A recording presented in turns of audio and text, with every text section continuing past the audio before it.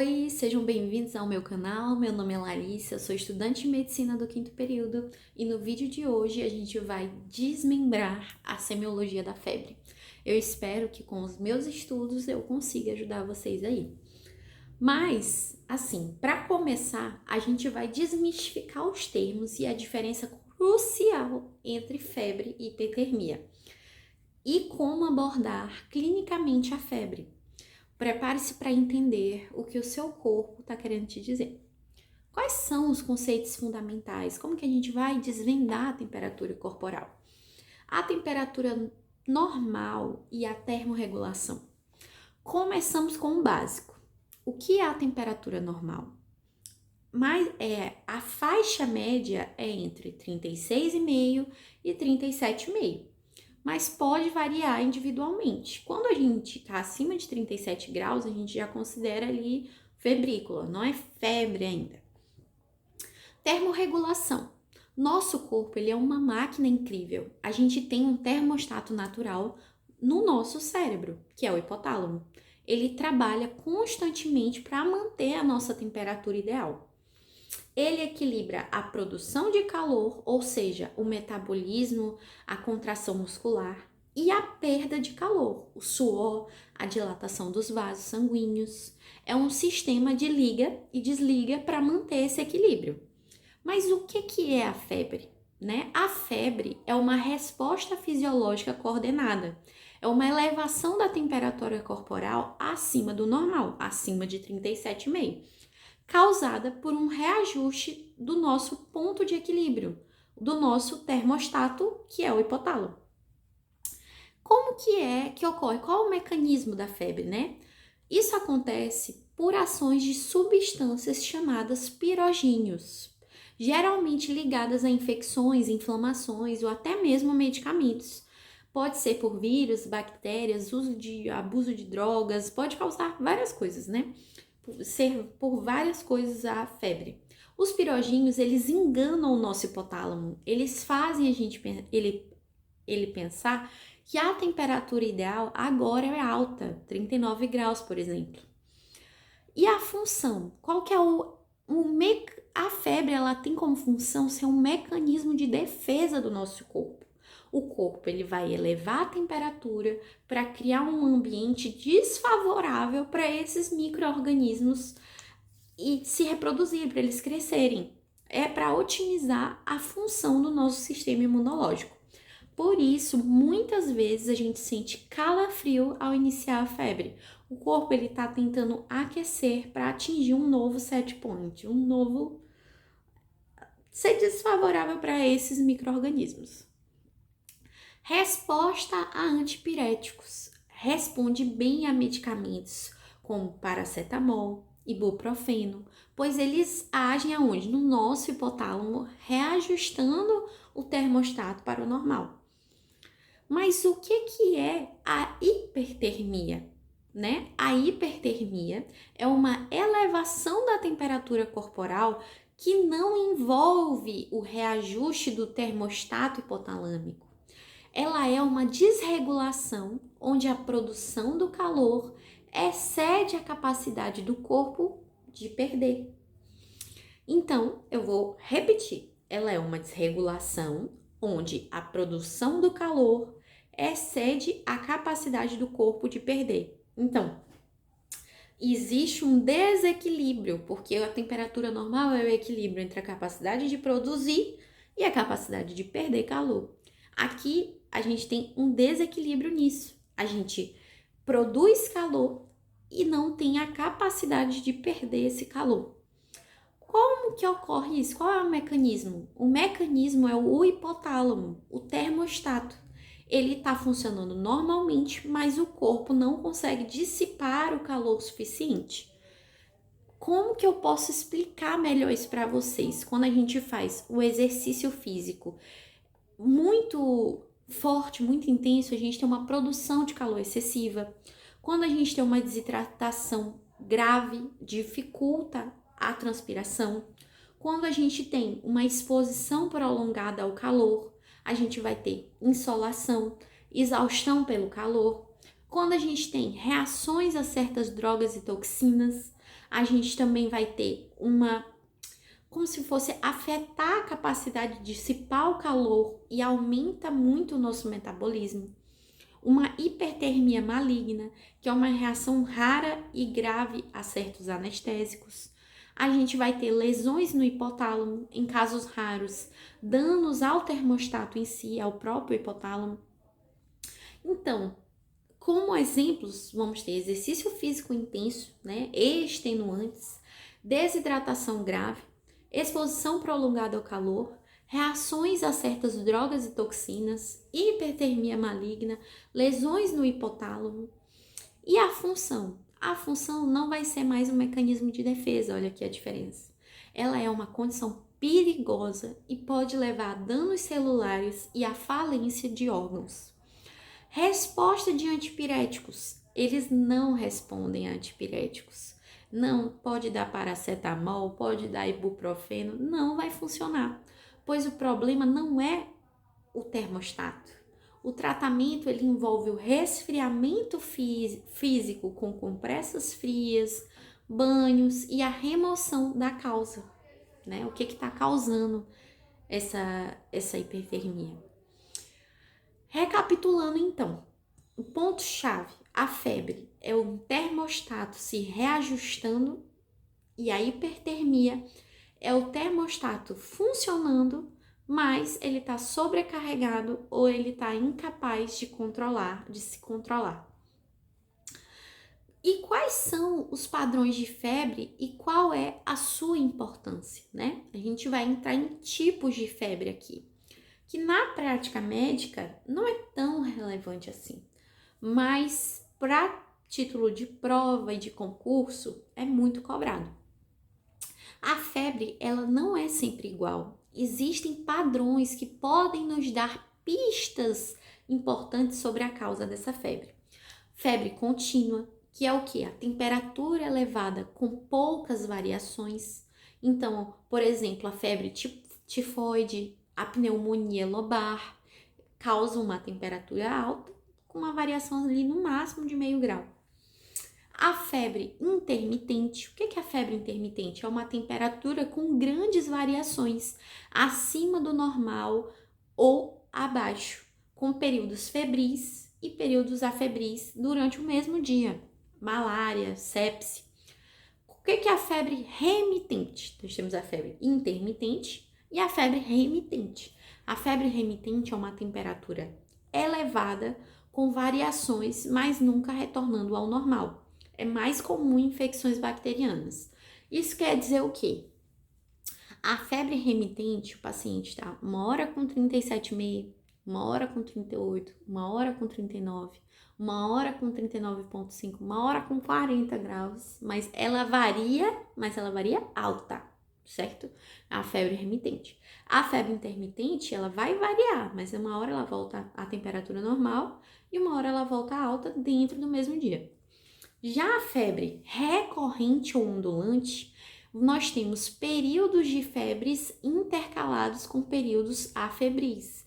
Então, aqui já é uma variação por mais de um dia, certo? Então, por exemplo, eu tenho 3 dias de febre alta e 3 dias sem febre, tá? Como se fosse uma escala. A febre recorrente ou ondulante, né? Que é diferente da intermitente. A febre recorrente ou ondulante, ela vai variar quando a pessoa já está com mais de 24 horas com febre, tá? Um exemplo de febre recorrente ou ondulante, né? A brucelose causa isso, o linfoma de Hodgkin causa isso, eu não sei falar essa palavra, mas é um tipo de linfoma. Febre ética ou séptica, são grandes picos febris diários com amplas variações. Então, pode ser um exemplo por sepsis, por abscessos, causam esse tipo de febre.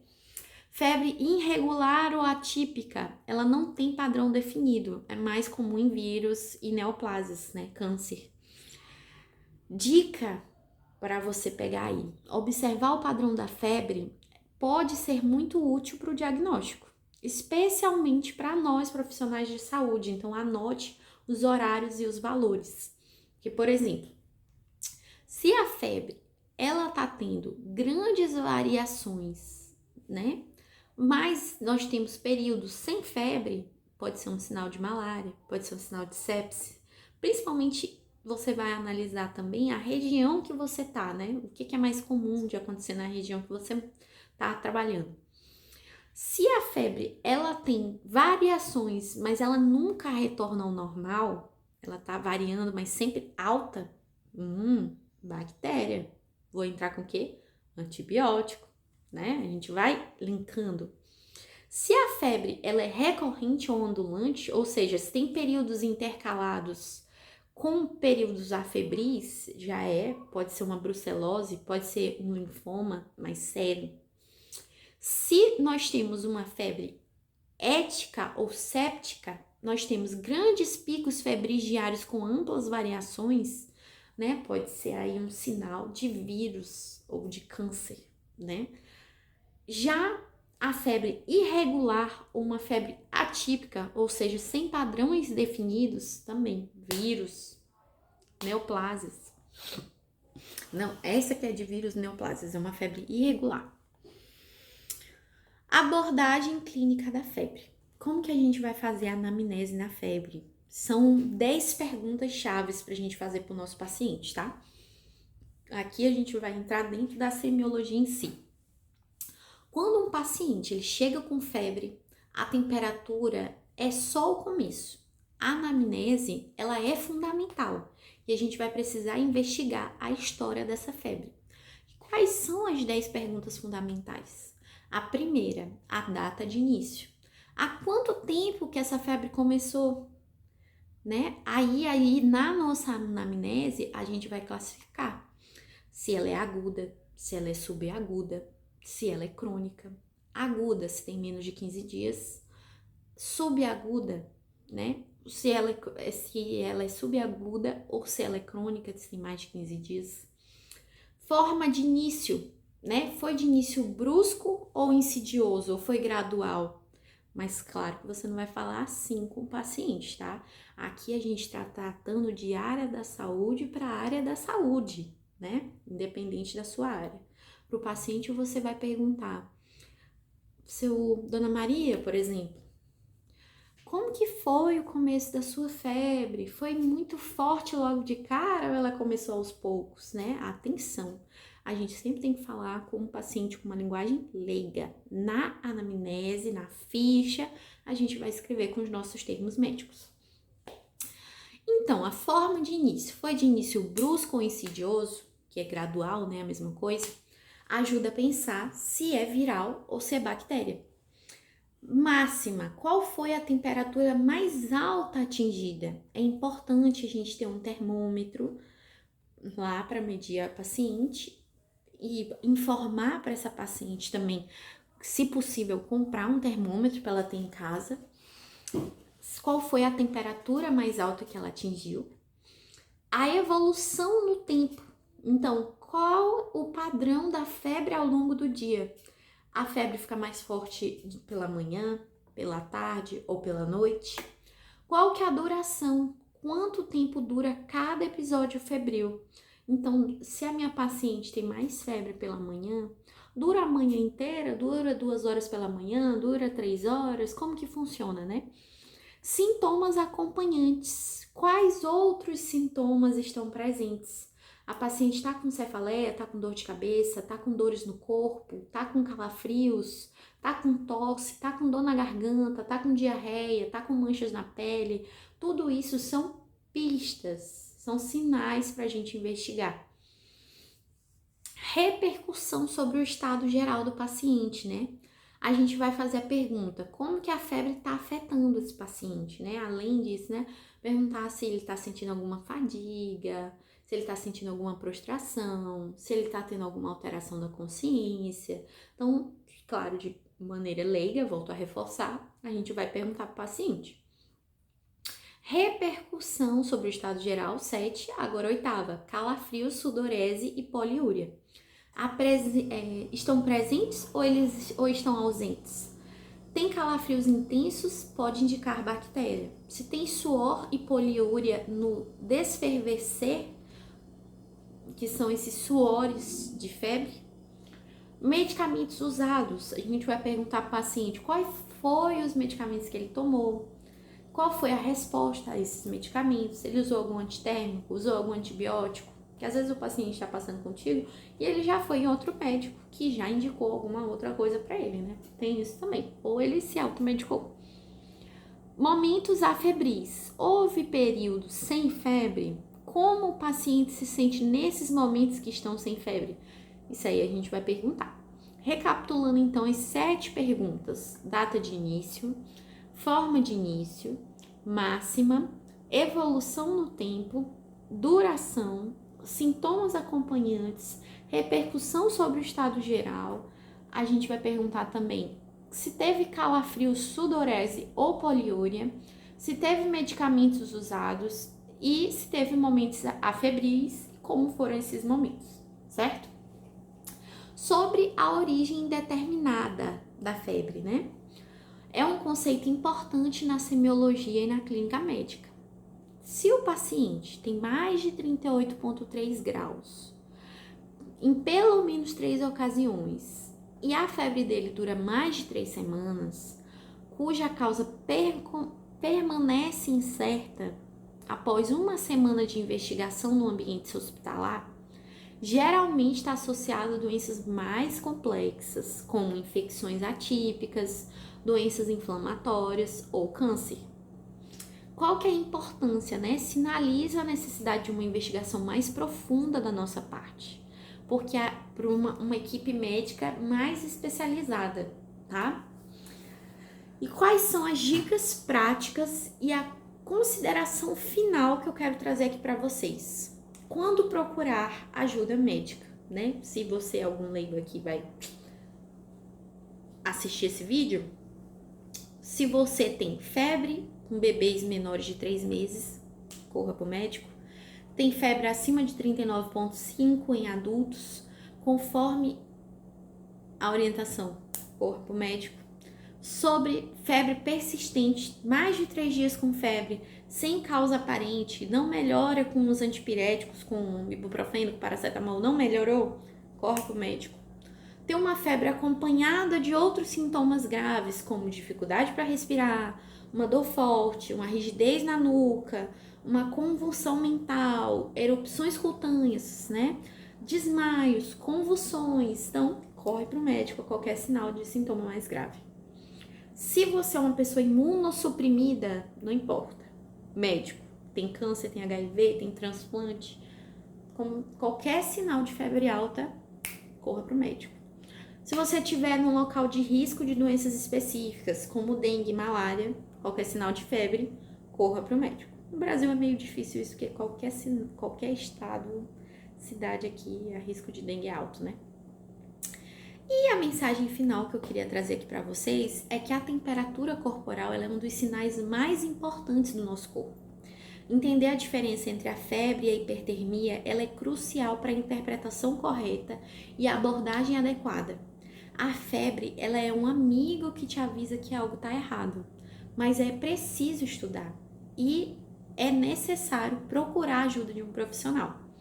Nunca se automedique de forma excessiva e ignore os sinais de alerta. Eu tô tomando paracetamol em casa, comprei na farmácia. Tomei hoje, amanhã tô com febre de novo, tomei, mas passou. Depois da manhã febre de novo, tomei, mas passou. E a pessoa vai levando. E o corpo dando um sinal de que tá alguma coisa errada para você ir atrás do médico descobrir a causa, se tá tratando o sintoma, não a causa, tá indo. E aí, às vezes pode ser tarde demais.